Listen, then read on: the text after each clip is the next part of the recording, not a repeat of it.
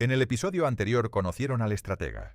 Vieron cómo un hombre que había nacido esclavo, que nunca aprendió a leer ni a escribir, que acumuló 11 cicatrices en cuerpo antes de cumplir 40 años, cruzó el océano desde el exilio para incorporarse al ejército Mambi, cuando ya la mayoría de hombres a los que había conocido en 3 décadas de guerra habían muerto, se habían retirado, o habían simplemente desaparecido en el silencio del olvido.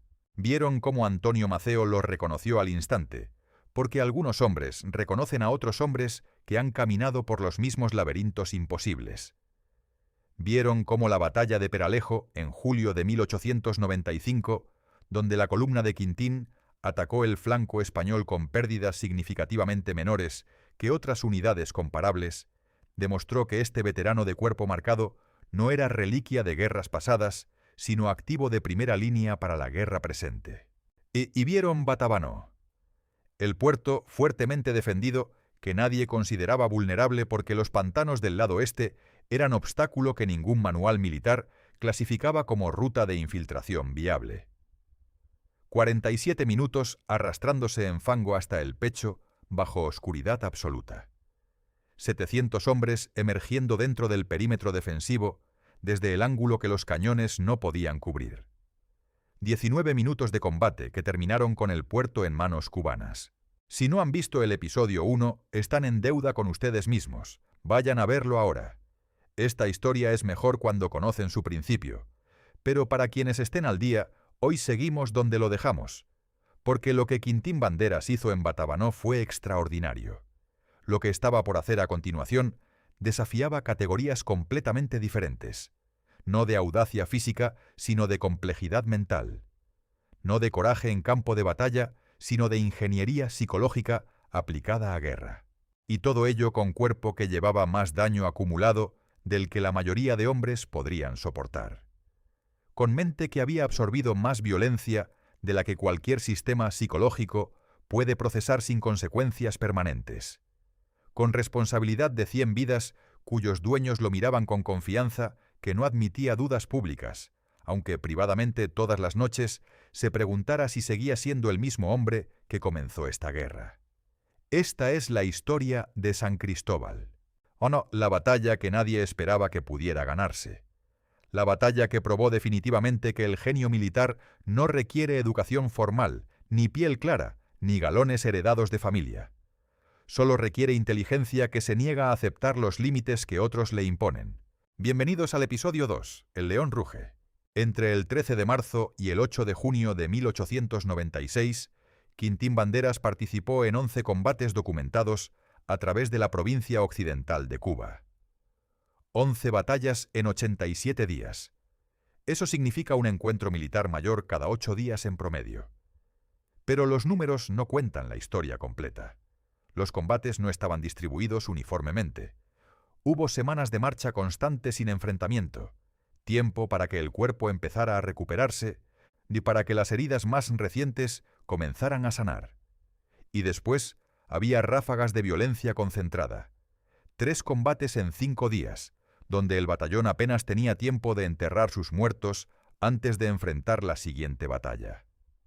Este ritmo operacional destruye hombres. No metafóricamente, literalmente. El cuerpo humano necesita tiempo para sanar después de trauma. Los músculos necesitan descanso después de esfuerzo extremo. La mente necesita procesar horror antes de poder enfrentar más horror. Cuando ninguna de estas necesidades se cumple, algo dentro del hombre se quiebra de maneras que no siempre son visibles desde afuera, pero que permanecen rotas para siempre. Para entender lo que Quintín Banderas enfrentó en esos 87 días, necesitan entender el contexto más amplio de lo que estaba ocurriendo en Cuba occidental en la primavera de 1896. La invasión de Occidente de Maceo había llegado a Pinar del Río en diciembre del 95, completando hazaña militar que los españoles habían declarado imposible. Pero completar la marcha no significaba controlar el territorio. El ejército mambí era fuerza ofensiva de primer nivel, devastadoramente efectiva en movimiento, en ataque, en golpear y desaparecer antes de que el enemigo pudiera organizar respuesta coherente. Lo que no podía hacer era mantener posiciones permanentes ni controlar territorio de manera sostenida. No tenía los números para eso, no tenía la logística para eso.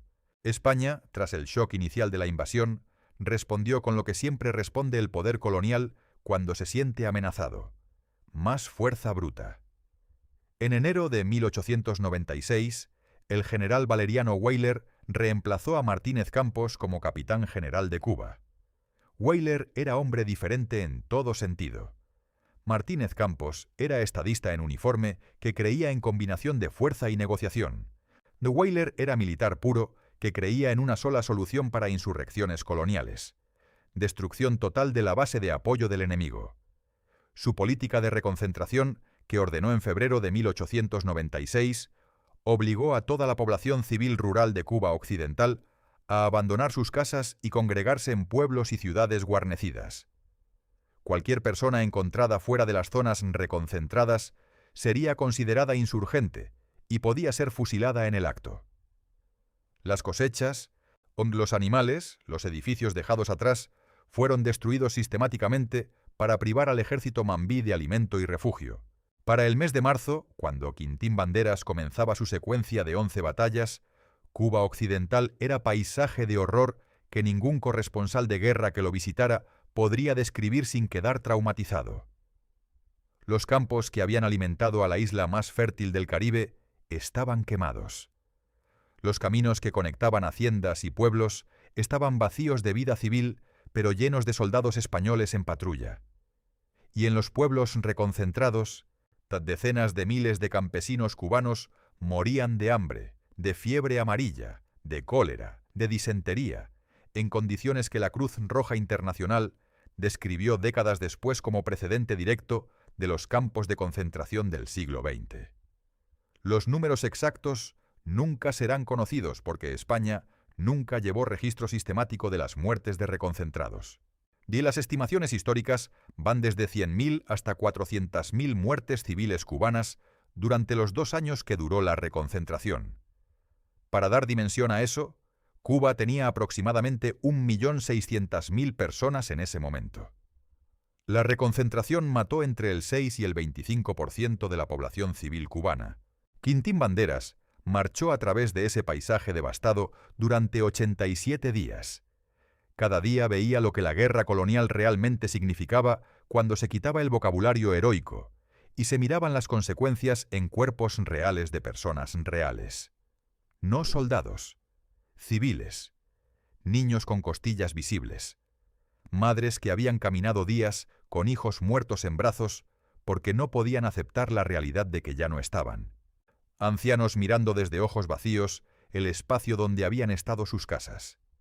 Este contexto importa para entender los 11 combates, porque no eran simplemente operaciones militares abstractas. Eran reacción directa a horror que los mambises veían cada día. El impulso de atacar, de destruir infraestructura española, de causar el máximo daño posible al sistema que producía ese sufrimiento, no venía solo de disciplina militar. Venía de rabia. Y rabia sin dirección destruye el juicio. Rabia con dirección puede ser el combustible más poderoso que existe. Los nombres de las batallas se mezclan en memoria como sangre mezclándose con lodo. Bahía Honda, donde 16 mambises murieron en 3 horas de tiroteo brutal en terreno que no favoreció las tácticas de infiltración habituales. Donde la ferocidad española superó lo esperado y donde Quintín tuvo que tomar decisión de retirada que salvó a los sobrevivientes, aunque cada metro de terreno cedido se sentía como derrota personal.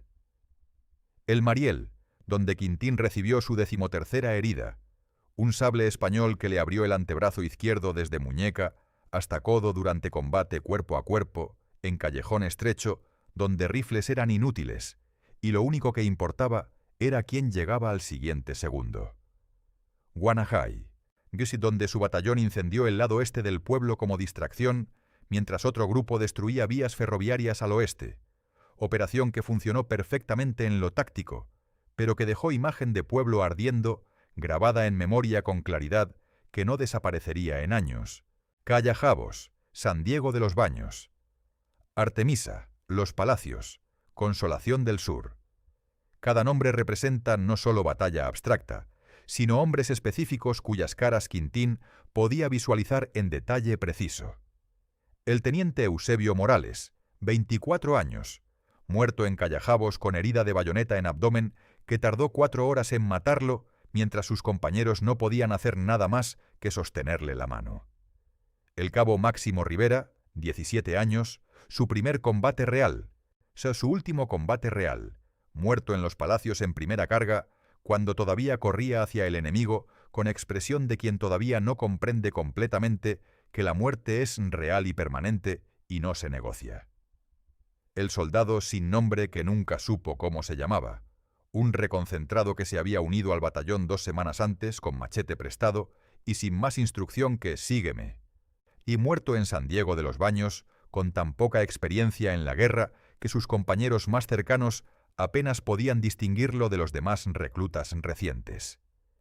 Cada batalla añadía otra capa de trauma psicológico que se acumulaba como interés compuesto en deuda que nunca podía ser pagada completamente. Psicólogos del siglo XXI que estudian trauma de combate tienen nombre para lo que Quintín Banderas experimentaba: exposición traumática acumulativa. Es decir, no es un evento traumático aislado el que destruye la psicología de un combatiente. Es la acumulación implacable de eventos traumáticos sin tiempo suficiente entre ellos para procesamiento emocional y psicológico mínimamente adecuado. Cada herida no sanada completamente antes de la siguiente. Cada muerte de compañero no llorada completamente antes de la siguiente pérdida. Cada combate no procesado antes del siguiente combate.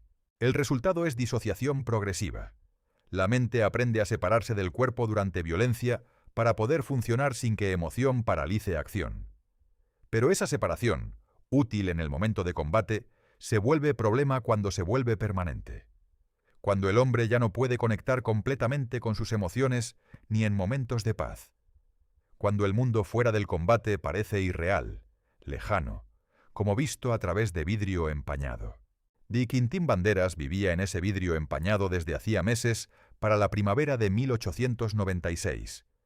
Lo que él experimentaba como fortaleza o como adaptación profesional al combate, lo que sus subordinados veían como dureza imperturbable de comandante veterano, era en realidad la señal más clara de trauma severo: la incapacidad de sentir completamente.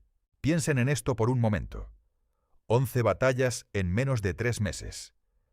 Eso es pelear cada 8 días en promedio, sin contar las escaramuzas menores que no alcanzan clasificación de combate formal. Es ver morir compañeros una y otra vez. Es acumular heridas sobre heridas sin tiempo para sanar. Es marchar a través de territorio donde miles de civiles mueren lentamente en condiciones que ningún ser humano debería presenciar. ¿Podrían soportar ese ritmo? ¿Podrían mantener su cordura cuando cada semana trae nueva violencia y cada día trae nuevo horror? Déjenmelo en los comentarios, especialmente aquellos que conocieron veteranos en sus familias. ¿Les contaron cómo era realmente esa presión constante? ¿Hablaron alguna vez de lo que veían en los campos? La mayoría de veteranos de cualquier guerra nunca hablan. La pregunta es, ¿por qué? Para el 14 de abril de 1896, de cuando el general Antonio Maceo convocó a sus comandantes de batallón a reunión estratégica a 8 kilómetros de San Cristóbal, Quintín Banderas era un hombre funcionando en los límites extremos de resistencia humana. Había sido herido 13 veces en su vida. La más reciente, la herida de sable en el antebrazo, tenía solo 4 días y todavía sangraba a través de vendajes cuando hacía esfuerzo. No había tiempo para cicatrización adecuada. No había materiales de curación suficientes.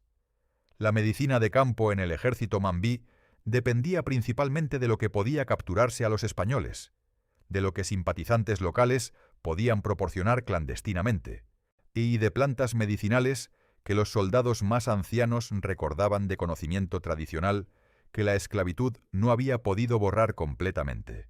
Su cuerpo portaba fragmentos de metralla que nunca serían extraídos, incrustados permanentemente en músculo, donde causaban dolor constante que había aprendido a ignorar del mismo modo que ignoras tinnitus después de años de convivir con él.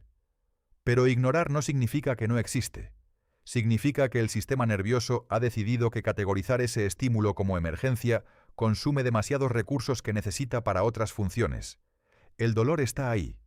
Simplemente ha dejado de ser prioridad en jerarquía de dolores que compiten por atención. Su columna vertebral, que había transportado equipo militar pesado durante 3 décadas de campaña intermitente, había desarrollado curvatura prematura que hacía que los últimos centímetros de su altura se inclinaran ligeramente hacia adelante como árbol que ha crecido contra viento constante. En los días de mucha marcha, cuando las horas sobre terreno difícil se acumulaban, el dolor lumbar se convertía en compañero constante que ninguna posición aliviaba completamente. Dormía 2, quizás 3 horas por noche, y ese sueño estaba poblado por pesadillas de batallas pasadas que se mezclaban con batallas presentes en confusión surrealista. Se despertaba alcanzando su arma, respondiendo a amenazas que existían solo en su mente traumatizada. Los primeros segundos después de despertar eran siempre los más confusos, ese momento de desorientación donde el cerebro intenta determinar en cuál de sus muchas guerras se encuentra ahora mismo, tome en cuál de los muchos campamentos donde ha dormido durante décadas, si la amenaza que activó el sistema nervioso simpático es real o residuo de sueño. Otros oficiales notaban los cambios. Hablaba menos, mucho menos que el hombre que en campamento había tenido reputación de narrador de historias, de veterano que podía hacer reír a soldados deprimidos con relato de batalla pasada, que encontraba el absurdo incluso en situaciones donde el absurdo parecía imposible. Las pocas veces que sonreía ahora, la expresión nunca alcanzaba sus ojos. Quedaba a mitad de camino en músculos faciales como gesto aprendido de memoria muscular más que como reflejo espontáneo de emoción genuina. Había desarrollado tic nervioso en su mano derecha, un temblor casi imperceptible que solo aparecía cuando estaba quieto, desapareciendo cuando entraba en acción como si la violencia fuera el único estado donde su sistema nervioso encontraba algo parecido a la calma. Pero cuando Maceo explicó la misión, cuando describió lo que necesitaba que Quintín hiciera, ninguno de estos síntomas de trauma de combate importaba en la ecuación inmediata que la guerra presentaba. Porque el deber no espera a que los hombres sanen y la guerra no ofrece descanso a aquellos que la peleen con toda la fuerza que les queda. Para entender la importancia estratégica de lo que Maceo estaba planeando, hay que entender la geografía militar de Cuba Occidental en abril de 1896. La provincia de Pinar del Río, el extremo occidental de la isla, era región que el ejército mambí necesitaba consolidar como base operativa permanente. Los cultivos de tabaco que la hacían económicamente valiosa para España también la hacían tácticamente importante para los mambises. Destruir esa industria significaba destruir ingresos coloniales significativos mientras se alimentaban con recursos del territorio. Pero para operar efectivamente en Pinar del Río desde su base en Occidente, los mambises necesitaban controlar los accesos montañosos que conectaban las diferentes zonas de la provincia. Lomas de Tapia era la más crítica de esas posiciones elevadas. Desde allí se podía observar movimiento de tropas españolas en radio de muchos kilómetros, y se podía defender la conexión entre las fuerzas de Maceo, dispersas por toda la región occidental. Maceo llevaba semanas planeando este ataque. El general había observado personalmente la posición en múltiples ocasiones, enviado exploradores para mapear defensas, estudiado patrones de patrullaje español, calculado el momento óptimo para atacar. Era el tipo de preparación meticulosa que había caracterizado las mejores operaciones de su carrera, esa combinación de audacia absoluta con planificación tan detallada que reducía la suerte al mínimo posible. El problema de San Cristóbal no era nuevo para el Estado Mayor mambí. Habían discutido la guarnición de ese pueblo en múltiples reuniones.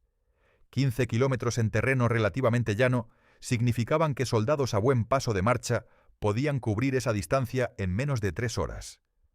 Si los españoles en San Cristóbal recibían señales de que Tapia estaba siendo atacada y marchaban de inmediato, llegarían cuando el combate estuviera en su fase más crítica, convirtiendo lo que podría ser victoria en desastre. Las opciones que el Estado Mayor había considerado para neutralizar San Cristóbal eran variadas y ninguna perfecta. Atacar San Cristóbal directamente antes de atacar Tapia requería dividir fuerzas de manera que debilitaría ambos ataques. Bloquear el camino entre San Cristóbal y Tapia requería posicionar fuerzas en terreno abierto durante tiempo prolongado, con riesgo de ser descubiertos y eliminados antes de que comenzara el ataque principal. Y la opción que Maceo finalmente eligió: asignar fuerza de contención que mantuviera a los españoles de San Cristóbal demasiado ocupados para enviar refuerzos a Tapia. La lógica era correcta. El problema era la aritmética. La solución de Maceo era simple en concepto y brutal en implicación práctica. Alguien tenía que mantener a la guarnición de San Cristóbal ocupada, distraída, incapaz de enviar refuerzos a Tapia. Ese alguien sería Quintín Banderas, con 100 soldados. Cuando Maceo pronunció esas palabras, el silencio en la reunión de comandantes fue incómodo y pesado, lleno de lo que los presentes no decían en voz alta. 100 hombres contra 300 soldados españoles en posiciones fortificadas no era distracción. Era eufemismo educado para misión suicida. 300 soldados en pueblo del que conocían cada calle, cada edificio, cada campo de fuego, con provisiones, con municiones, con posiciones defensivas preparadas durante semanas. Contra 100 mambises sin artillería, sin ventaja de terreno conocido, sin posibilidad de recibir refuerzos. La desventaja numérica de 3-1 en posición defensiva, en doctrina militar convencional, hace que el atacante necesite aproximadamente 9 o 10 soldados por cada defensor para tener probabilidades razonables de éxito en asalto frontal. 100 contra 300 no era desventaja, era condena. Varios oficiales criollos blancos presentes intercambiaron miradas que decían lo que no verbalizaban en voz alta. Maceo estaba sacrificando un batallón de soldados negros para salvar vidas en el ataque principal. Era racismo operacional, la dinámica que había existido durante décadas, donde tropas afrocubanas recibían las asignaciones más peligrosas, mientras oficiales blancos recibían las posiciones más seguras. No era política oficial del Ejército Libertador. Maceo hubiera refutado esa acusación con furia genuina, porque era hombre que había dedicado su vida a demoler exactamente ese tipo de discriminación sistémica. Pero los sistemas de discriminación no desaparecen porque un líder los rechace. Se filtran por decisiones que parecen racionales, pero que están contaminadas por suposiciones sobre quién es prescindible y quién no lo es. Quintín Banderas escuchó las órdenes sin expresión visible en su rostro. Después de 28 años de guerra, Hughes había perfeccionado una máscara que ocultaba sus pensamientos, incluso de los más observadores. Era habilidad aprendida primero en esclavitud, donde mostrar emoción podía atraer castigo, y perfeccionada en décadas de guerra, donde mostrar duda podía erosionar moral de hombres que dependían de la aparente certeza de su comandante. Cuando Maceo terminó de explicar el plan, Banderas simplemente asintió con la calma que desconcertaba incluso a los que lo conocían bien. «Entendido, mi general. San Cristóbal no enviará refuerzos a Tapia». No hizo preguntas sobre cómo se suponía que 100 hombres lograrían eso. No protestó la naturaleza claramente suicida de la asignación. No mencionó que su brazo todavía sangraba de herida de 4 días. Simplemente aceptó la misión, saludó y se retiró para seleccionar sus 100 soldados.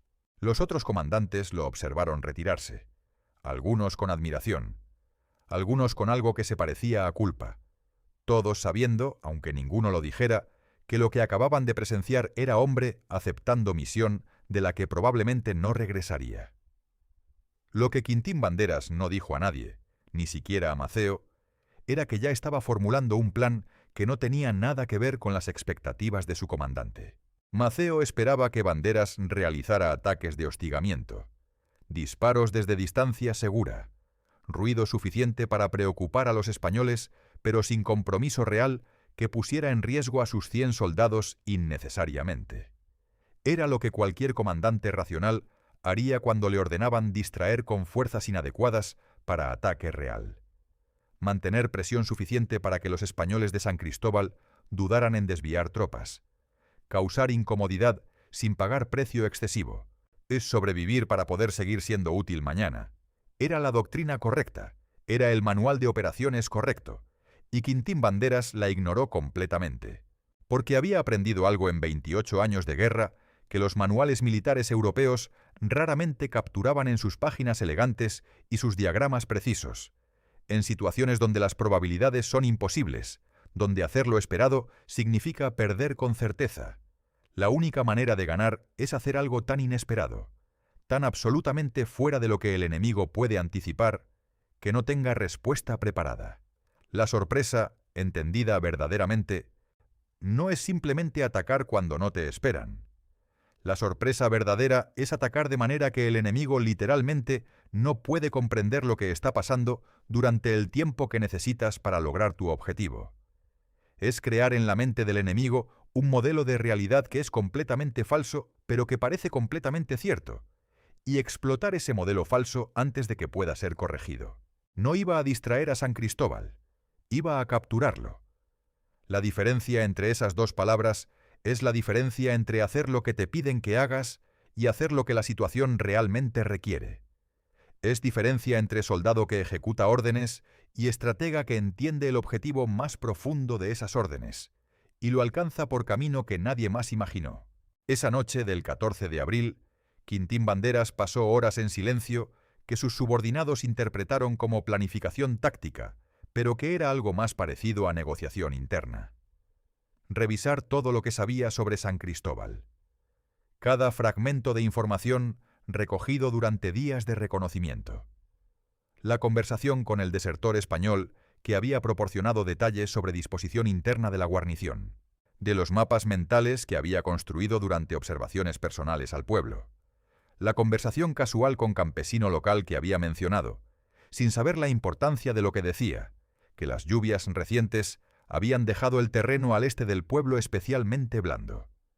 Y una conversación que había ocurrido semanas antes, cuando un simpatizante local de mediana edad le había explicado con el orgullo de quien conoce historia de su pueblo, y que San Cristóbal tenía sistema de alcantarillado construido en época colonial temprana. Túneles de piedra debajo de las calles que llevaban aguas residuales hacia el arroyo en las afueras. El hombre había mencionado esto como curiosidad histórica, como cualquier detalle pintoresco sobre origen colonial de su pueblo. Quintín Banderas lo había archivado en esa memoria extraordinaria que compensaba la incapacidad de leer y escribir. La mayoría de comandantes habrían descartado la información como curiosidad histórica inútil. ¿Qué ejército razonable infiltraría soldados por cloacas? Era degradante, peligroso desde múltiples perspectivas médicas y militares, repulsivo en términos que van más allá de lo físico, y profundamente poco práctico en ejecución. Pero Quintín Banderas no pensaba como comandantes razonables. Pensaba como alguien que había nacido en esclavitud, que había aprendido desde niño que los canales de poder visibles y legítimos estaban cerrados para él, que toda victoria en su vida había requerido entrar por la puerta trasera o la ventana, porque la puerta principal nunca estuvo disponible. Había una metáfora directa, brutal y perfectamente clara entre la vida que había vivido y el plan que estaba formulando. Si arrastrarse por túneles llenos de inmundicia daba ventaja táctica que salvaba vidas de sus hombres y cumplía el objetivo de la misión, entonces se arrastraría sin vacilar y sin considerar por un segundo que hubiera otra manera de evaluar la opción.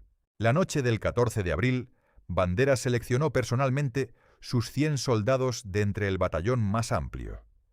No eligió a los mejores tiradores, aunque varios de los mejores tiradores del batallón estaban entre sus elegidos. No eligió a los más fuertes físicamente, aunque los 90 días de campaña habían dejado al batallón en una condición física de dureza que pocas fuerzas militares convencionales podrían igualar. Eligió a los más inteligentes, y los que podían seguir órdenes complejas sin necesidad de explicaciones repetidas en el calor del combate. Los que habían demostrado capacidad de improvisar creativamente cuando planes cambiaban súbitamente bajo fuego enemigo.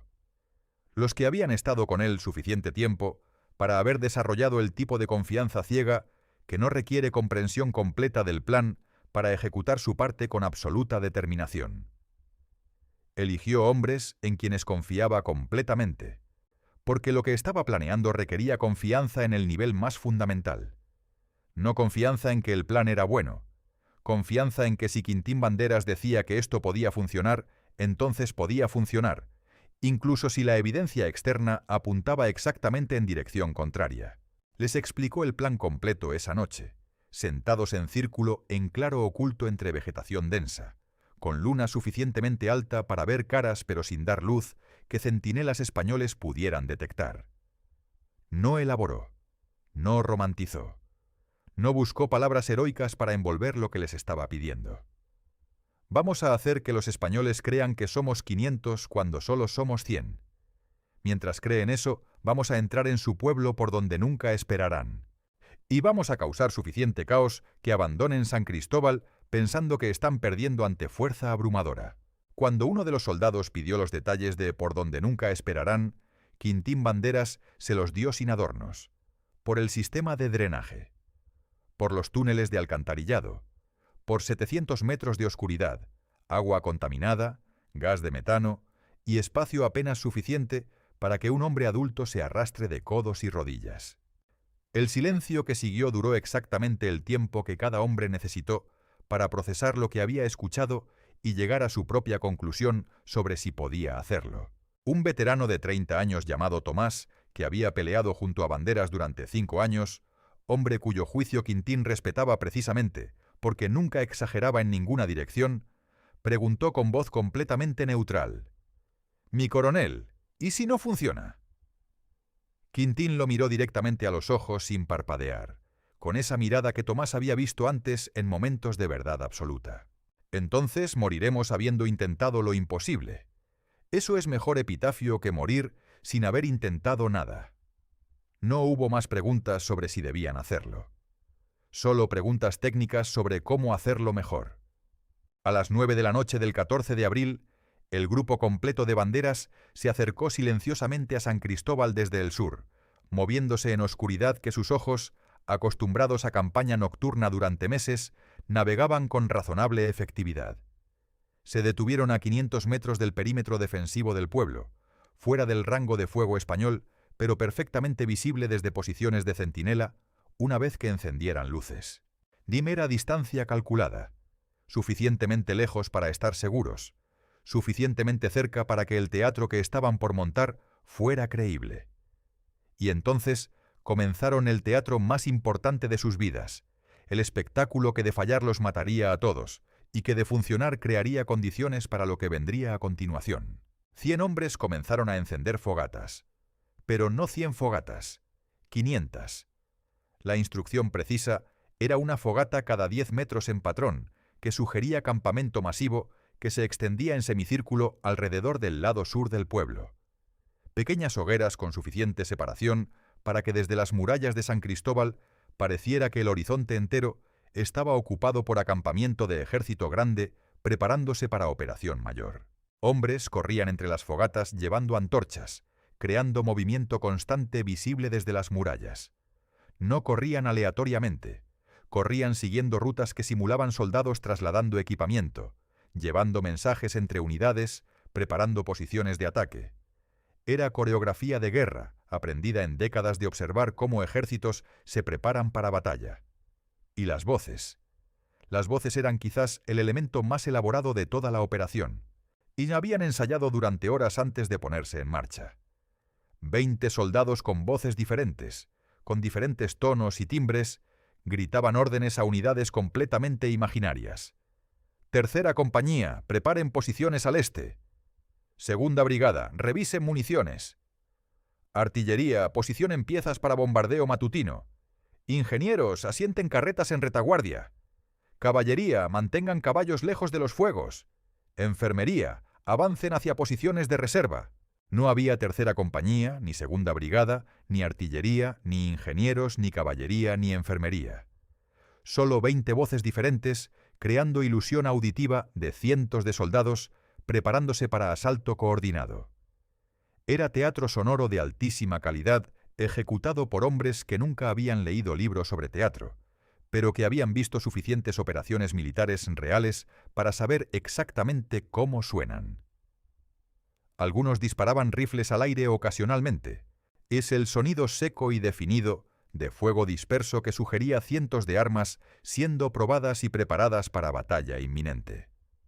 No demasiados disparos, porque exceso de disparos podría provocar respuesta española prematura, suficientes para añadir dimensión auditiva de preparación militar al teatro visual de las 500 fogatas. Desde las murallas de San Cristóbal, los centinelas españoles veían y escuchaban exactamente lo que Quintín Banderas quería que vieran y escucharan. Un ejército mambí de 500, 600, quizás más soldados estableciendo campamento de asedio, separando unidades, posicionando artillería, revisando equipamiento, preparándose obviamente, metódicamente, para ataque masivo al amanecer. La reacción española fue exactamente lo que el cálculo psicológico de Banderas había predicho. El comandante español de San Cristóbal, capitán Rodríguez, era oficial experimentado que había visto suficientes guerras coloniales para reconocer señales de preparación de asalto mayor. No era hombre que entrara en pánico ante cualquier señal de amenaza.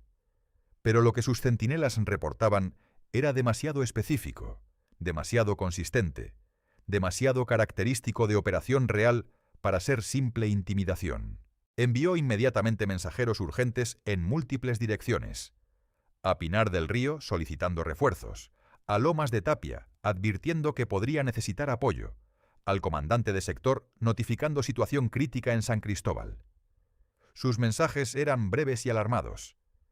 Fuerza mambisa estimada en 500 a 700 soldados, preparando ataque mayor contra San Cristóbal. Situación crítica. Y solicito refuerzos inmediatos. El mensaje llegó a Lomas de Tapia justo cuando el general Maceo estaba finalizando los últimos preparativos para atacar esa posición a las primeras horas del día siguiente. Los españoles en Tapia, recibiendo la petición desesperada de San Cristóbal, enfrentaban la decisión táctica exacta que Quintín Banderas había calculado que enfrentarían: enviar tropas para ayudar a San Cristóbal, debilitando sus propias defensas en Tapia, luego mantener toda su fuerza concentrada y arriesgarse a que San Cristóbal cayera sin apoyo. Tomar partido por uno de los dos objetivos mientras sacrificaban el otro era elección imposible que cualquier comandante racional intentaría evitar. La solución de compromiso que eligieron fue enviar 150 soldados hacia San Cristóbal, como demostración de apoyo sin comprometer completamente la defensa de Tapia. 150 soldados caminando hacia San Cristóbal, 150 menos defendiendo Tapia. Quintín Banderas, pues con su teatro de 500 fogatas y voces gritando a unidades imaginarias, había reducido las defensas del objetivo principal de Maceo en 150 soldados sin disparar un solo tiro en combate real, sin exponer a ninguno de sus hombres a fuego enemigo, sin sufrir una sola baja, solo con el poder de ilusión cuidadosamente construida. Era el primer acto. El segundo acto comenzaría a medianoche. Mientras 80 de sus hombres continuaban el teatro elaborado de las fogatas falsas, manteniendo la ilusión de ejército masivo preparándose para ataque, Quintín Banderas reunió a 20 soldados específicos y caminó con ellos hacia la entrada del túnel de drenaje a 1,5 kilómetros del pueblo. El simpatizante local que había proporcionado la información sobre el alcantarillado los había llevado personalmente hasta allí 2 noches antes, en reconocimiento nocturno realizado con el tipo de discreción que sólo la desesperación de la causa y la generosidad del riesgo que ese hombre tomaba podían producir. Era hombre de 50 años, campesino cuya familia había sido reconcentrada y que había encontrado su manera de resistir no con armas, sino con información. La entrada era abertura circular de 60 centímetros de diámetro, parcialmente oculta entre vegetación densa que en épocas normales nadie visitaba. El olor que emergía era indescriptible en cualquier vocabulario que no recurra directamente a la experiencia sensorial. No era simplemente mal olor, era hedor orgánico concentrado, el producto de décadas de uso de sistema de saneamiento, diseñado para volumen de población que el pueblo había excedido considerablemente, combinado con humedad perpetua y temperatura que favorecía descomposición bacteriana acelerada. Era ataque olfativo que activaba reflejo de náusea en sistema nervioso autónomo antes de que la mente tuviera tiempo de decidir cómo reaccionar. Los 20 hombres miraron la abertura, olieron lo que salía de ella y miraron a su comandante. Quintín Banderas entró primero, porque esa era su regla desde hacía 28 años y no iba a cambiarla ahora. Se metió en la abertura de cabeza, con los brazos extendidos hacia adelante para sentir el espacio oscuro. Sus hombros, uno de ellos con bala atravesada 24 años atrás, que había dejado tejido cicatricial que siempre estuvo ligeramente más grueso que el original, rozaban los lados del túnel mientras empujaba hacia adelante. El espacio era exactamente suficiente para un hombre adulto en posición de arrastre, pero no un centímetro más. No había espacio para voltearse si algo salía mal. No había manera de evaluar la situación hacia adelante. Solo la oscuridad total y el olor y el sonido de agua moviéndose lentamente por el fondo del canal. El agua fría llegaba hasta su pecho cuando se estabilizó en posición de arrastre. Era agua que en términos sanitarios no debería estar tocando piel humana, ciertamente no piel con herida abierta en antebrazo. Pero esa era la realidad que la guerra presentaba, y la única decisión disponible era si la aceptaba o no. La aceptó. Comenzó a arrastrarse. Codos y rodillas sobre el fondo de piedra del túnel. Manos palpando hacia adelante en oscuridad, que era tan completa que sus ojos nunca se adaptaron a ella porque no había luz alguna que amplificar. Cada movimiento era acto de fe hacia adelante. El siguiente tramo de túnel podría estar bloqueado por derrumbe. Podría estar ocupado por centinela español particularmente paranoico que había decidido inspeccionar alcantarillado en hora inoportuna. Podría terminar abruptamente en sección colapsada que impidiera avanzar más. Detrás de él, los 20 hombres lo seguían en fila india, separados por 1,5 metros que era suficiente para moverse sin pisarse, pero no tan separados que perderían contacto en la oscuridad. Nadie hablaba. Nadie podía hablar sin riesgo de que el sonido viajara por el tubo de piedra y emergiera en algún lugar del pueblo con amplificación impredecible. El único sonido era chapoteo rítmico de extremidades moviéndose a través de agua, y ocasionalmente alguien tosiendo brevemente cuando los gases de metano acumulados en el espacio sin ventilación hacían la respiración demasiado intensa para suprimir completamente. El gas de metano es el producto natural de descomposición orgánica en ambientes sin oxígeno. A concentraciones bajas, como las que se encuentran en sistemas de alcantarillado en uso normal, produce dolor de cabeza, mareo leve o lagrimeo. A concentraciones más altas, que pueden acumularse en bolsas dentro del sistema en días sin lluvia, puede producir pérdida de consciencia o incluso ser letal. Y tiene propiedad adicional que en otro contexto sería relevante. Es inflamable. Uno de los hombres que arrastraba cerillo o residuo de fogata podría haberse convertido en problema catastrófico. Quintín Banderas había pesado todos estos riesgos, los había catalogado, y había llegado a conclusión que seguía siendo válida. Los riesgos de no hacer esto eran mayores que los riesgos de hacerlo. 100 hombres atacando San Cristóbal sin elemento de sorpresa tenían probabilidades de sobrevivencia que era mejor no calcular con precisión. 20 hombres arrastrándose por alcantarilla, con todos sus riesgos inherentes, tenían al menos elemento de sorpresa absoluta a su favor. El túnel parecía interminable.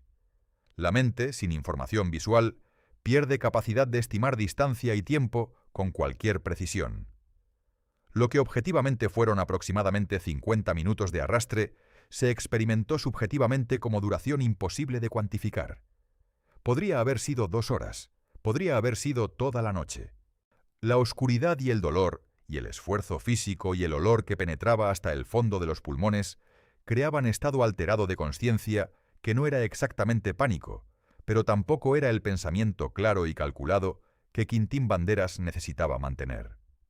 Su hombro izquierdo, donde bala lo había atravesado en Sábalo 24 años antes, y donde tejido cicatricial se había formado de manera que limitaba rango de movimiento en 15 grados aproximados, gritaba agonía con cada ciclo de movimiento de arrastre. Su antebrazo izquierdo, con herida de sable de 4 días que había vuelto a sangrar activamente, mezclaba su sangre con el agua inmunda del canal de maneras que prefería no analizar en términos médicos en ese momento. Su muslo derecho, ni con fragmentos de metralla incrustados permanentemente que causaban dolor crónico de base, se había vuelto tan rígido después de 40 minutos de posición de arrastre que cada extensión requería esfuerzo consciente adicional. Continuó, porque esa era la única opción. Y después de lo que sus cuerpos juraban que había sido eternidad, pero que su sentido residual del tiempo estimaba en 45 a 50 minutos, vio algo en la oscuridad adelante que procesó antes de poder articularlo conscientemente. No era ausencia de oscuridad exactamente, sino presencia de algo diferente a oscuridad pura. Luz tenue, casi imperceptible, filtrándose desde ángulo que solo podía significar exterior. Avanzó con cuidado extremo y encontró la rejilla de hierro. Y detrás de ella, callejón estrecho entre dos edificios. No había guardias, no había movimiento. La fachada visible del edificio de la derecha era pared ciega sin ventanas en el nivel bajo. El ángulo de visión que la rejilla proporcionaba era limitado pero suficiente para confirmar que la salida del túnel estaba en punto interior del pueblo, donde ningún guardia tenía razón para encontrarse a medianoche. Señaló al soldado detrás de él. Ese hombre pasó la barra de hierro que habían transportado específicamente para este momento, pasándola de mano en mano por la cadena de hombres en el túnel, con cuidado que no creó sonido audible desde afuera. El trabajo en el candado oxidado duró varios minutos de tensión absoluta, donde cada sonido metálico, cada crujido del marco de piedra degradado, parecía lo suficientemente fuerte para despertar a toda la guarnición española. Pero desde afuera, con el ruido de las fogatas y las voces del teatro en el sur del pueblo, creando nivel de fondo auditivo, que los centinelas ya habían normalizado como constante de la noche, ningún sonido del callejón interior llamó la atención de nadie. El marco de piedra que sostenía la rejilla cedió con sonido de material descomponiéndose que era definitivamente audible, pero que ninguna oreja exterior captó como diferente al ruido de fondo de una guarnición en alerta alta. Quintín Banderas emergió del alcantarillado de San Cristóbal.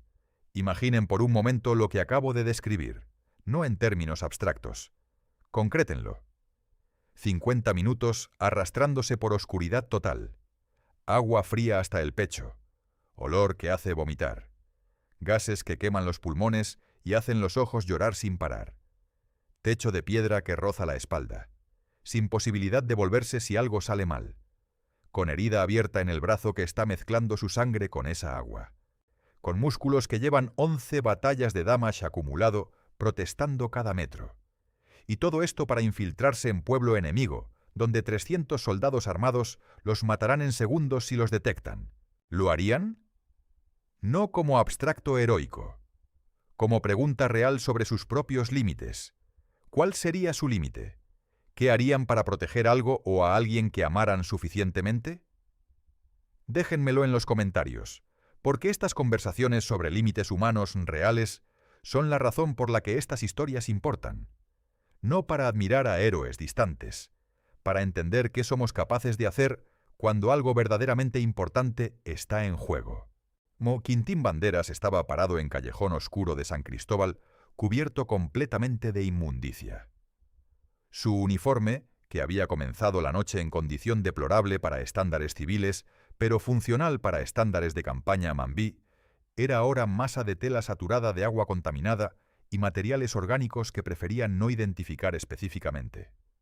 El olor que emanaba de él y de los 20 hombres que emergían uno por uno detrás de él era tan intenso que cualquier centinela a distancia de conversación normal los detectaría antes de verlos. Pero no había centinelas en el callejón. No había guardias en la parte interna del pueblo a esa hora. Toda la atención, toda la vigilancia, toda la tensión de la guarnición española estaba concentrada en las murallas que miraban hacia afuera, hacia las 500 fogatas que ardían en el sur y la amenaza obvia que representaban. Los 20 hombres sacudieron agua de sus armas con movimientos cuidadosos. Verificaron funcionamiento de mecanismos de disparo y confirmaron que las fundas improvisadas habían cumplido su función de mantener pólvora y fulminantes lo suficientemente secos para ser utilizables.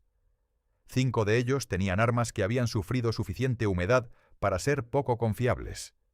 Se redistribuyeron hacia posiciones de apoyo, donde machetes serían arma primaria. Quintín Banderas miró a sus 20 hombres en la oscuridad del callejón. Estaban sucios más allá de lo que la mayoría de personas podrían imaginar. Estaban agotados de manera que iba más allá del cansancio físico normal. Estaban en el centro de pueblo enemigo con 300 soldados a su alrededor que los matarían en segundos si los descubrían.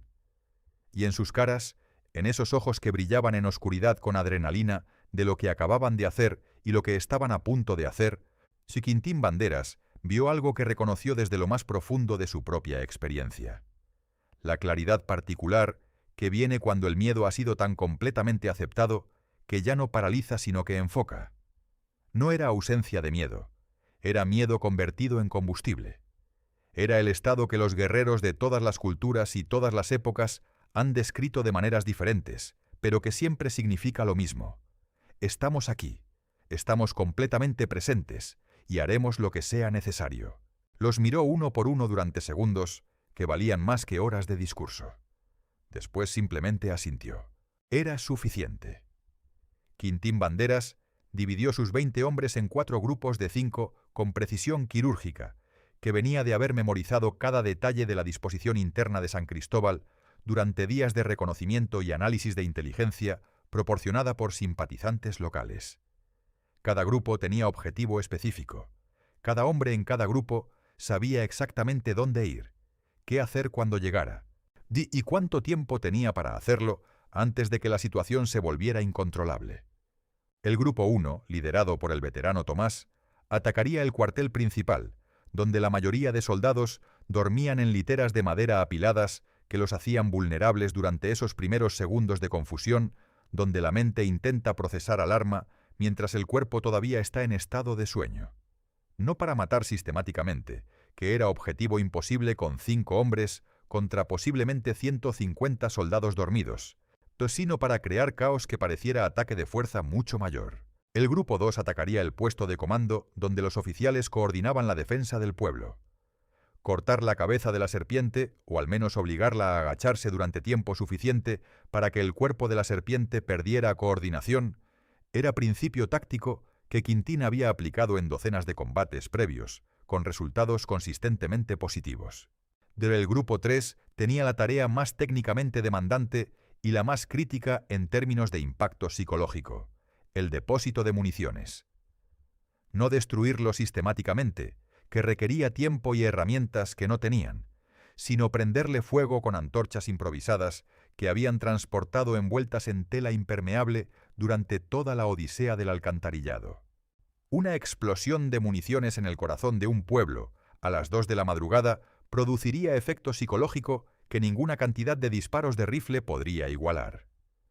El grupo 4 atacaría las caballerizas. Los caballos son animales que en situación de pánico amplifican el caos de maneras que su tamaño y sus vocalizaciones hacen desproporcionadas a su número. Liberar caballos aterrados en calles estrechas de pueblo medieval en plena oscuridad y bajo fuego crea obstáculos físicos y sonoros que multiplican confusión de manera que cada comandante de unidad de caballería colonial conocía y temía. La orden que unificaba a los 4 grupos era simple, absoluta, y requería timing que solo podía ejecutarse si todos habían internalizado completamente el plan. A la señal de Quintín, todos actuarían simultáneamente. No uno después del otro, no aproximadamente al mismo tiempo, simultáneamente.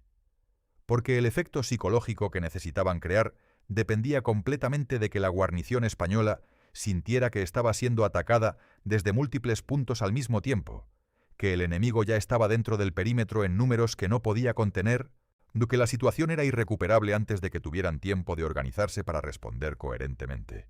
Un ataque secuencial daría tiempo a los españoles para localizar cada amenaza y responder antes de que la siguiente llegara. 4 ataques simultáneos desde dentro del pueblo, combinados con el teatro de las fogatas y los 80 hombres que seguían creando ilusión de ejército masivo en el exterior, producirían el estado que Quintín necesitaba: parálisis de decisión bajo sobrecarga de información amenazante. Los grupos se separaron en oscuridad, moviéndose en silencio que 58 noches de campaña activa habían convertido en segunda naturaleza.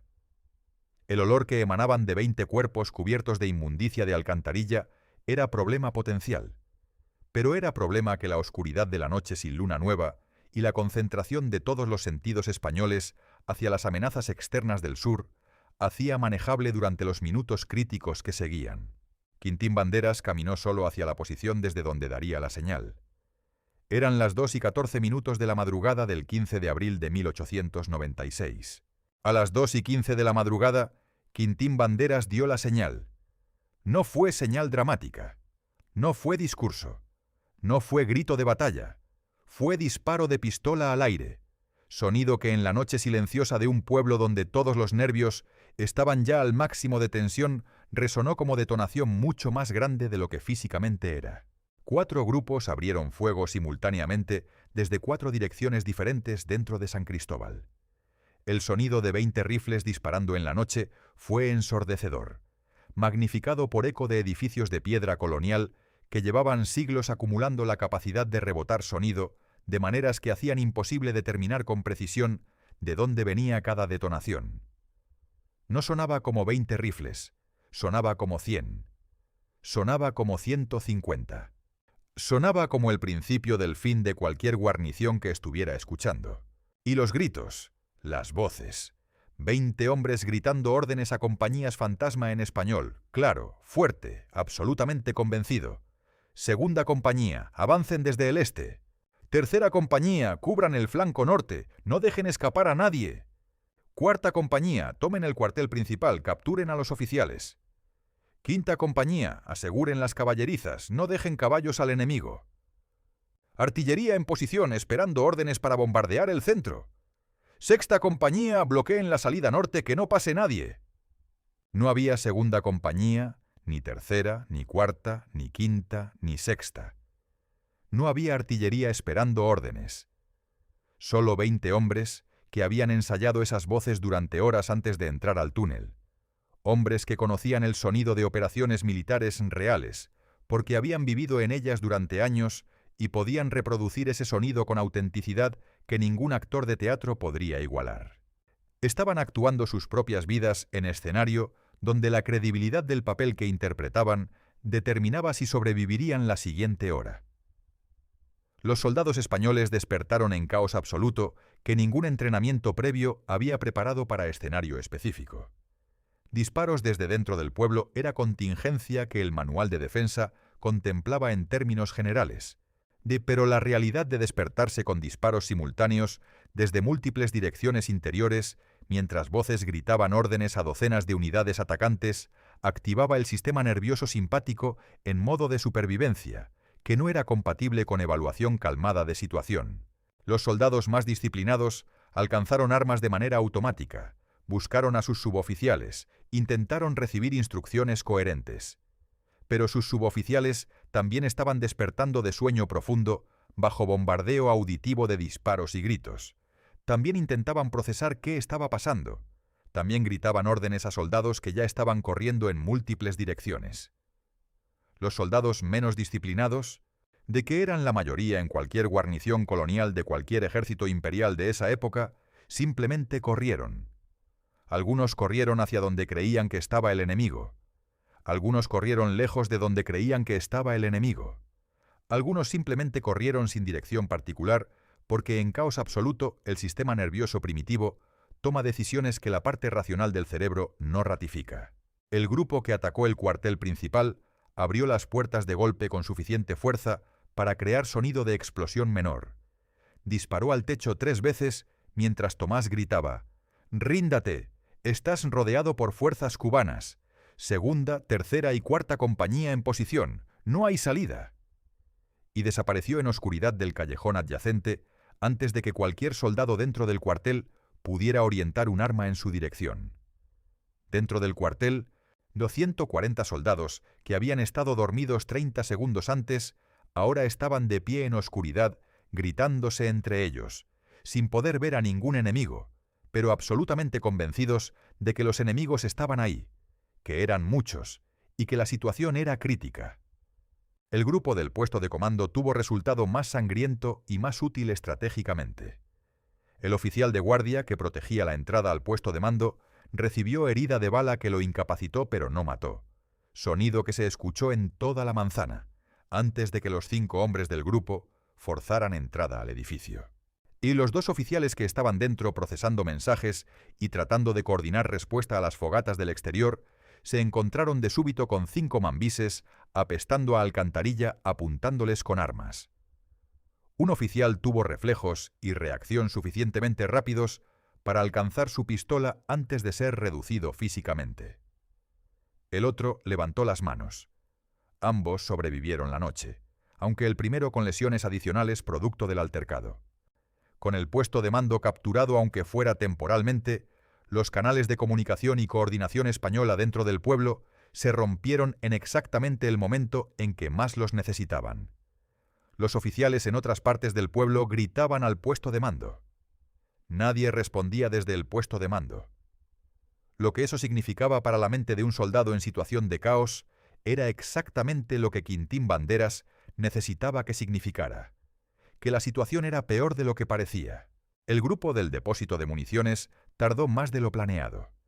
El edificio tenía cerradura más robusta de lo que la inteligencia previa había sugerido, y los 3 minutos adicionales que tardaron en forzar entrada fueron minutos de angustia para los 4 hombres esperando afuera, mientras disparos y gritos llenaban el pueblo en todas direcciones. Pero cuando finalmente entraron y lanzaron las antorchas improvisadas sobre las cajas de materiales almacenados, el fuego prendió con velocidad que superó incluso sus expectativas. Hay algo en el sonido que hace la pólvora al arder que es cualitativamente diferente a cualquier otro sonido de combustión. Es sonido que cualquier soldado reconoce en nivel neurológico profundo, antes de que el cerebro consciente tenga tiempo de procesar el significado. El corazón acelera, la adrenalina se libera, el sistema nervioso interpreta ese sonido específico como señal de peligro inmediato e ineludible. Cuando las primeras cajas de municiones alcanzaron temperatura de ignición, la explosión iluminó San Cristóbal con luz que por 3 segundos hizo la noche tan brillante como mediodía de verano.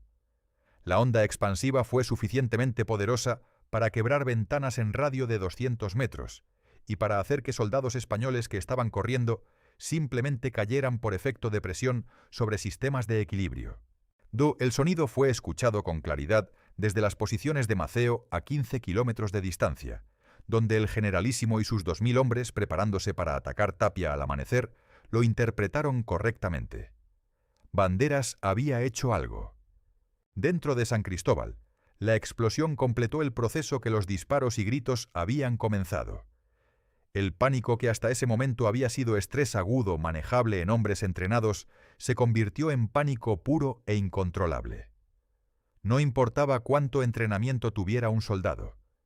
Cuando el depósito de municiones de su propio pueblo explota en la noche y no puede ver al enemigo que claramente está dentro del perímetro en números que escapan a su control, ni el instinto de supervivencia toma el mando de manera que ningún oficial puede contrarrestar completamente con órdenes.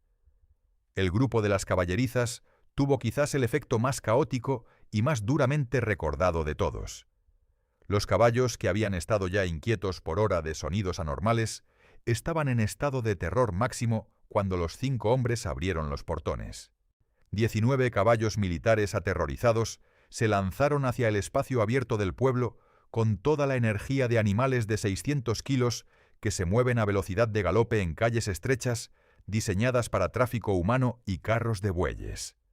En oscuridad, entre hombres corriendo en múltiples direcciones, con explosiones todavía resonando en el ambiente. El resultado fue exactamente tan caótico como Quintín Banderas había calculado que sería. Los caballos aterrorizados derribaron hombres que encontraron en su camino sin distinción de bando. Bloquearon calles creando obstáculos móviles que cortaban líneas de comunicación y movimiento entre diferentes secciones del pueblo. Sus vocalizaciones, los gritos estridentes de animales grandes en terror extremo, no añadían capa adicional de ruido que hacía imposible escuchar órdenes aunque alguien las estuviera gritando. El capitán Rodríguez, oficial profesional de años de experiencia, estaba haciendo exactamente lo que su entrenamiento le dictaba, intentando desesperadamente reunir a sus oficiales, establecer imagen coherente de situación, tomar decisiones basadas en información. Pero la información que llegaba de cada dirección era contradictoria, incompleta, y filtrada a través de múltiples capas de confusión. El puesto de mando no respondía. El depósito de municiones había explotado. Las caballerizas estaban abiertas y los caballos libres. Disparos venían de 4 direcciones desde interior del pueblo, mientras afuera las 500 fogatas continuaban ardiendo, y voces seguían gritando órdenes a unidades que, según toda evidencia disponible, estaban ya dentro del perímetro. En algún momento entre las 2:30 y las 3 de la madrugada, el capitán Rodríguez alcanzó límite de lo que podía procesar como comandante responsable, y tomó la única decisión que tenía sentido bajo su modelo de situación. La posición era insostenible. El enemigo estaba ya dentro en números que superaban la capacidad de respuesta defensiva disponible, y el objetivo más valioso que podía salvar era a sus hombres. Ordenó evacuación, no retirada táctica con posibilidad de reagrupamiento. Evacuación. Abandonen posiciones, abandonen equipo no esencial, muevan hacia oeste en dirección de unidades amigas más cercanas. Prioridad absoluta a salvar vidas de soldados que podrán pelear otro día. A las 4 de la madrugada, cuando primeras luces del amanecer comenzaban a diferenciar negro de índigo en el horizonte del este, los soldados españoles evacuaban San Cristóbal. Algunos lo hicieron en formación razonablemente organizada, bajo suboficiales que mantenían disciplina mediante combinación de autoridad, experiencia y la capacidad particular de ciertos hombres para proyectar calma en situaciones de máximo caos. Marchaban en grupos de 10 y 20, armas en posición, mirando hacia atrás con frecuencia, pero moviéndose con propósito hacia el camino oeste. Otros simplemente corrieron. Soldados jóvenes, soldados que habían llegado de España hacía apenas meses y que estaban muy lejos de casa enfrentando guerra que no había resultado ser lo que les habían prometido cuando se alistaron. Soldados cuya experiencia acumulada de combate no era suficiente para sostener función racional cuando el sistema de apoyo en que confiaban se desintegraba alrededor de ellos. Corrieron abandonando rifles, mochilas, camaradas heridos que no podían mantener el ritmo. Socorrieron con el tipo de velocidad que el miedo produce en cuerpos que en condiciones normales no podrían alcanzar. Quintín Banderas, desde posición elevada que le permitía observar la evacuación, no ordenó persecución. Era decisión táctica que sus instintos como guerrero resistían pero que su razonamiento estratégico sostenía.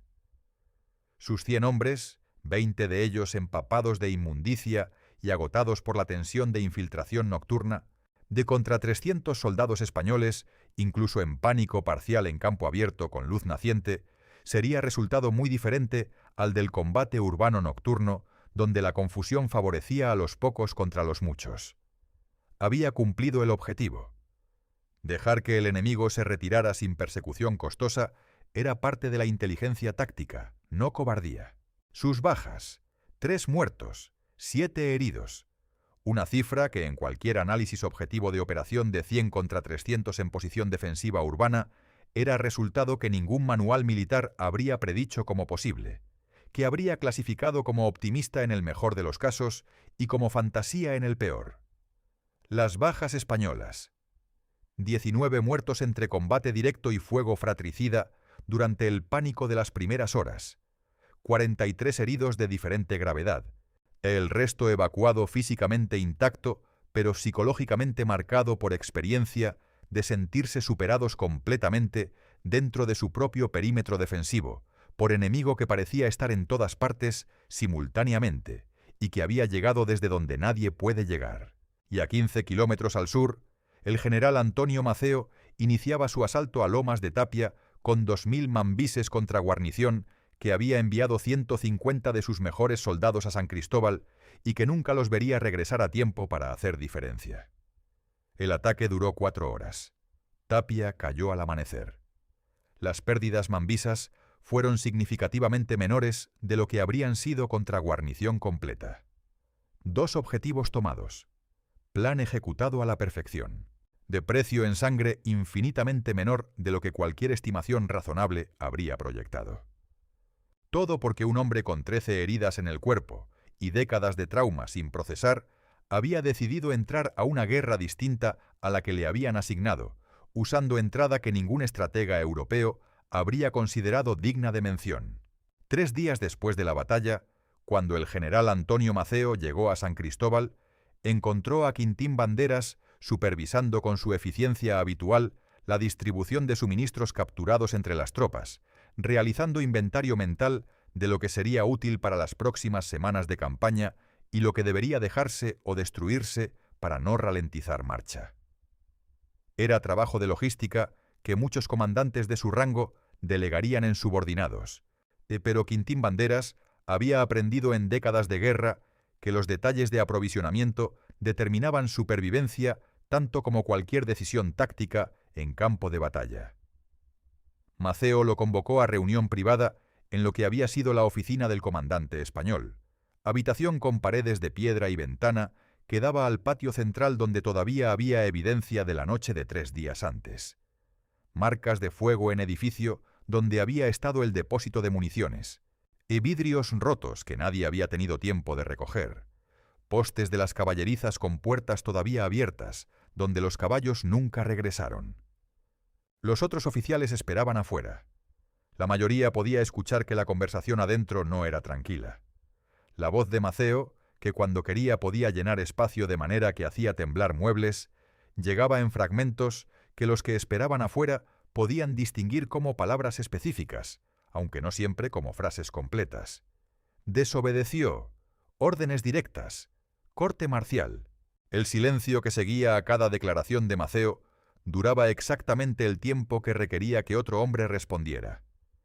Y la respuesta que llegaba desde adentro era voz más baja, más calmada, que los que esperaban afuera no podían distinguir en palabras, pero que podían caracterizar en tono. Sin defensividad obvia, sin agitación visible, no con la calma particular de hombre que sabe exactamente lo que hizo y no necesita disculparse por ello, aunque entiende perfectamente que el sistema que lo enmarca tiene razones para requerir explicación. La reunión duró 40 minutos. Cuando Maceo abrió la puerta y salió, su expresión no era la que los oficiales esperaban. No era furia contenida. No era satisfacción de haber disciplinado a subalterno insubordinado. Era algo más complejo que requería mirar 2 veces para leer. Era la expresión de hombre que acaba de recalibrar su comprensión de algo que creía que ya entendía completamente. Quintín Banderas salió detrás de él con la misma expresión que había llevado durante toda la guerra.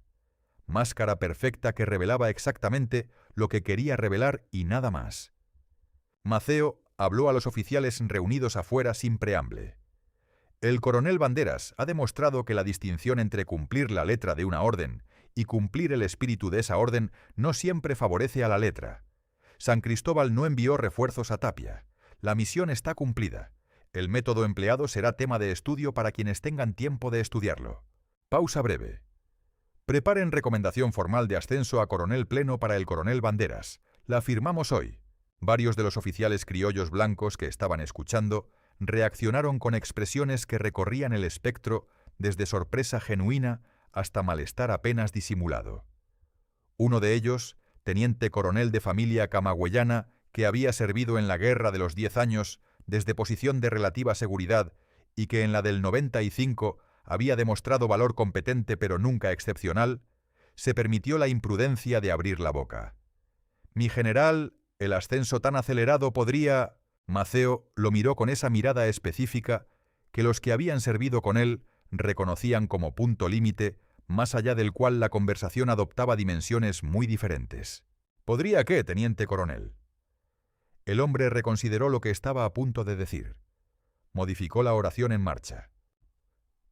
«Podría ser visto como recompensa por desobediencia, mi general».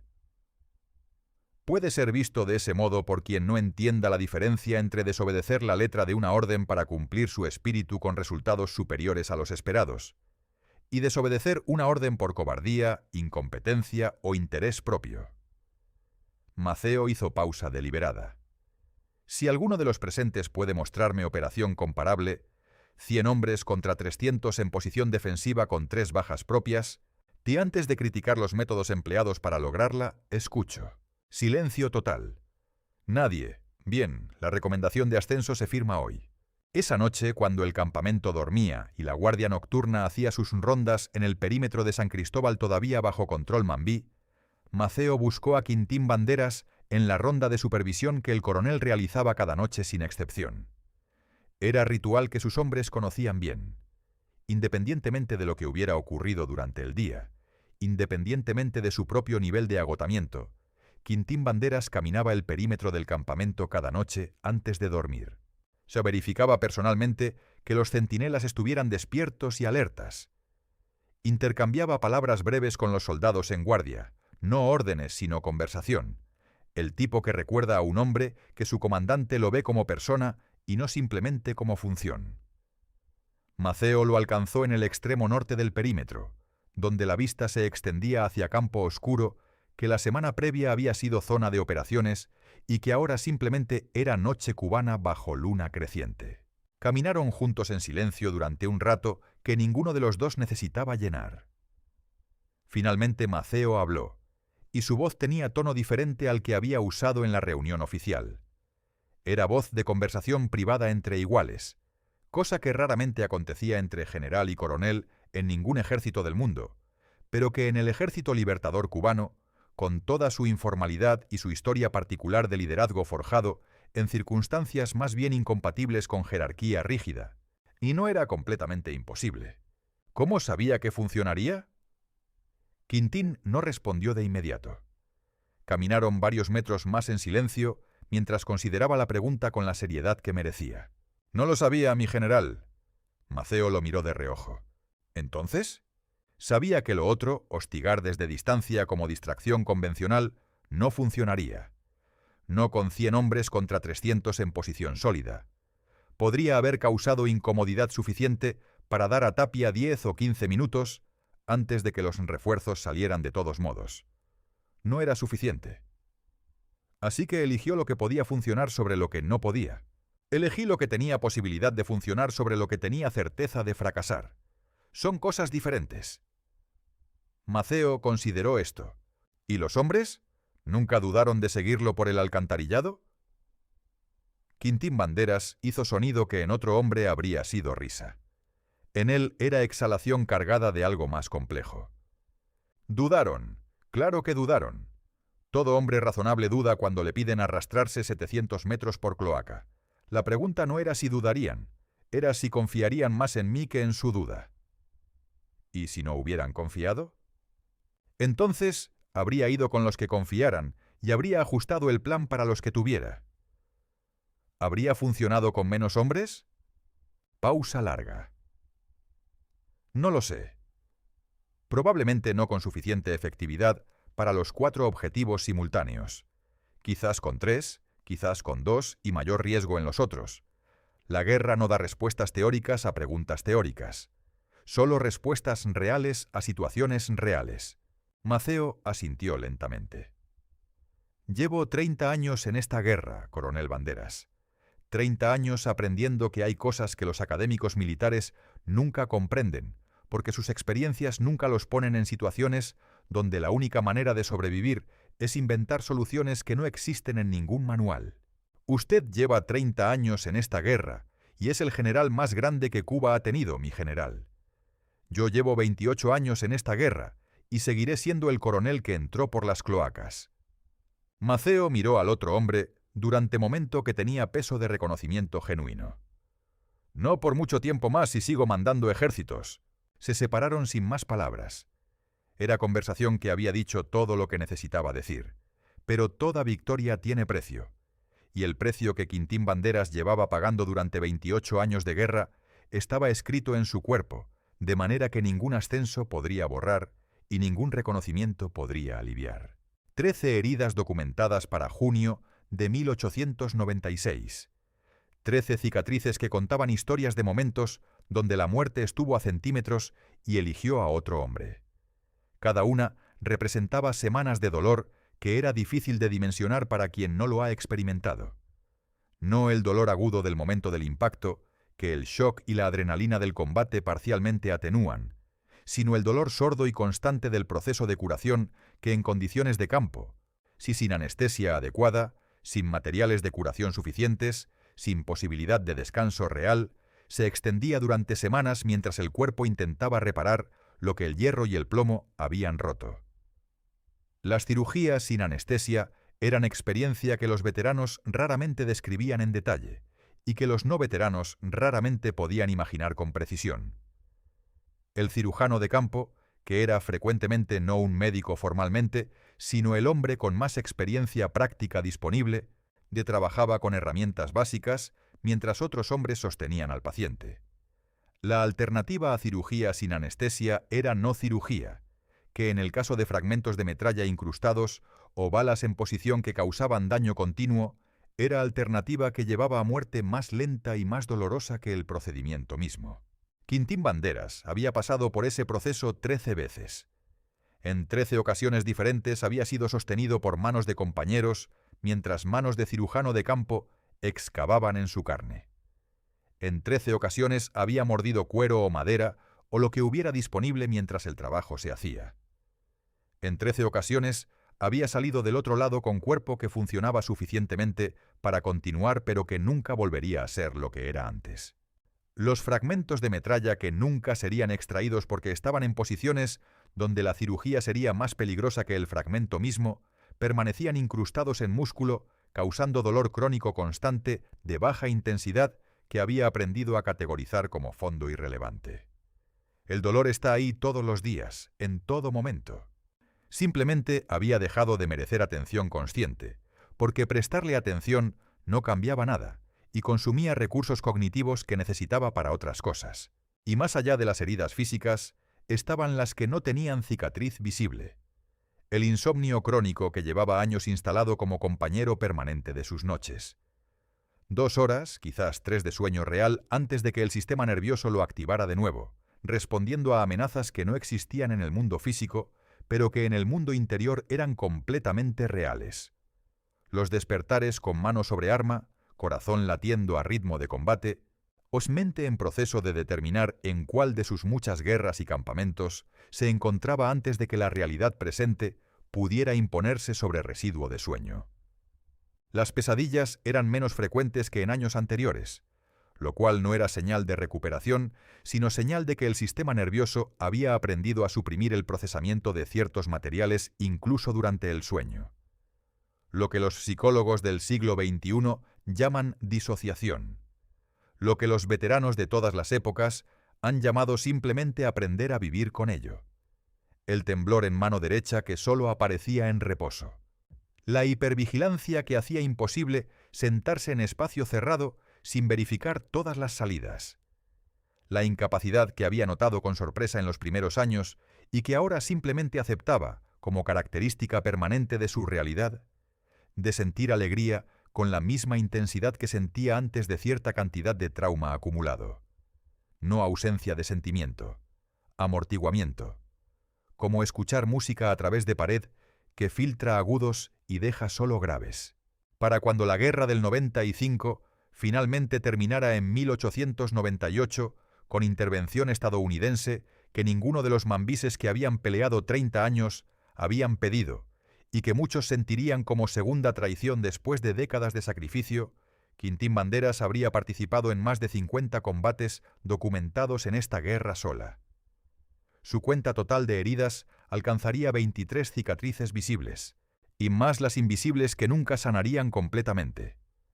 23 heridas, más de 50 batallas, 28 años de guerra distribuidos en 3 conflictos separados, y al final, una Cuba independiente que reproduciría muchas de las jerarquías raciales de la era colonial, donde hombres como Quintín Banderas descubrirían que sangrar por la patria no garantizaba igualdad en tiempos de paz, donde los generales afrocubanos que habían ganado la guerra encontrarían que la república recién nacida los miraba con la misma mezcla de utilidad selectiva e incomodidad crónica que el sistema colonial había practicado durante siglos. Pero esa historia de traición, de desilusión, de lo que el héroe descubre cuando el humo de batalla se disipa y la vida ordinaria debe reiniciarse en mundo que no cambió tanto como prometía cambiar, esa historia es para el próximo episodio.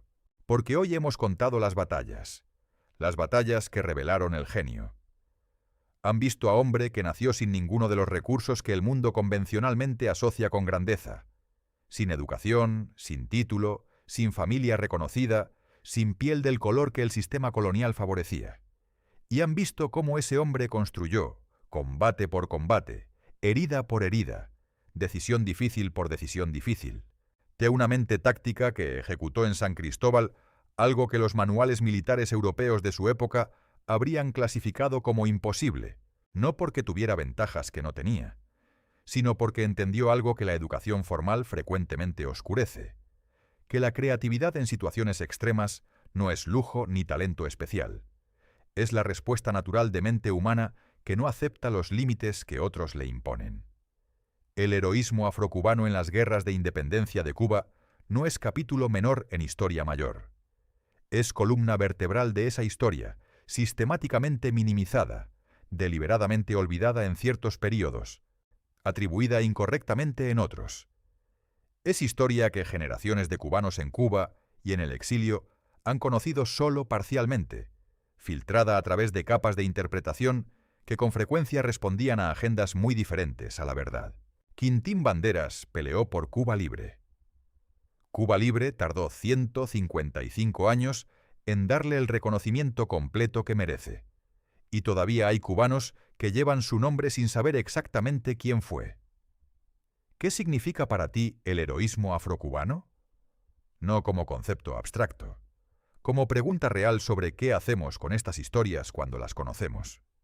¿Cómo honras el sacrificio de hombres que compraron con sangre una libertad que luego se les negó en los mismos términos que habían peleado?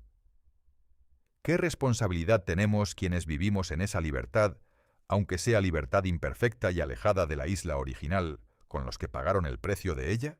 Déjenmelo en los comentarios. Necesito saber que estas historias resuenan, que importan, que no se perderán en el silencio de lo que nadie cuenta porque nadie sabe cómo contarlo. En el episodio 3 regresaremos al principio, a los años de formación durante la Guerra de los 10 años, cuando Quintín Banderas era joven de 20 años, recién liberado de esclavitud, y aprendiendo el oficio de la guerra de la manera más brutal posible, mediante experiencia directa en combate, sin red de seguridad de ningún tipo. Veremos El Cobre, donde esclavo de 16 años, tomó arma por primera vez y descubrió con la claridad perturbadora de revelación, en situación extrema, que tenía talento natural para algo que nunca hubiera elegido descubrir en otro contexto. Veremos Tubacao, donde su desobediencia de órdenes salvó docenas de vidas y reveló instinto táctico que sorprendió incluso a oficiales educados en mejores academias militares de Europa, y donde aprendió la diferencia entre desobedecer por cobardía y desobedecer porque tu lectura de situación es más correcta que la de quien dio la orden. Veremos Sábalo, donde aprendió la lección más brutal que guerra puede enseñar: que coraje no hace invencible, que cada bala esquivada es en parte suerte estadística, y que la diferencia entre guerrero temerario y guerrero efectivo es entender esa distinción antes de que te mate. Y veremos Hongolosongo, donde por primera vez planeó operación compleja que requería días de reconocimiento, coordinación entre múltiples grupos, y pensamiento varios movimientos adelante como en partida de ajedrez letal, donde las fichas son vidas humanas y el tablero cambia bajo tus pies mientras juegas. Veremos cómo el guerrero instintivo comenzó su transformación en estratega calculado. Veremos las batallas que forjaron al león, porque ahora conocen al león en plenitud de su rugido. En el próximo episodio conocerán al cachorro que aprendió a rugir, y entenderán cómo la transformación de uno en otro costó sangre, dolor y sacrificio que la mayoría de nosotros nunca comprenderemos completamente, pero que podemos honrar con el simple acto de recordar. Suscríbanse ahora a Héroes Olvidados para no perderse el episodio 3, Nacido del Fuego. Activen la campanita para que YouTube les avise cuando se publique, porque el algoritmo no siempre favorece a los que cuentan historias que los libros de texto omitieron. Y compartan este episodio con alguien a quien le importe Cuba, con alguien mayor que recuerde haber escuchado estos nombres, con alguien joven que merezca conocer de dónde viene, porque estas historias no sobreviven solas. Sobreviven porque hay personas que deciden que vale la pena pasarlas adelante. El león de Santa Rita rugió. Su eco debe resonar para siempre. Nos vemos en una semana para el episodio 3. No se lo pierdan.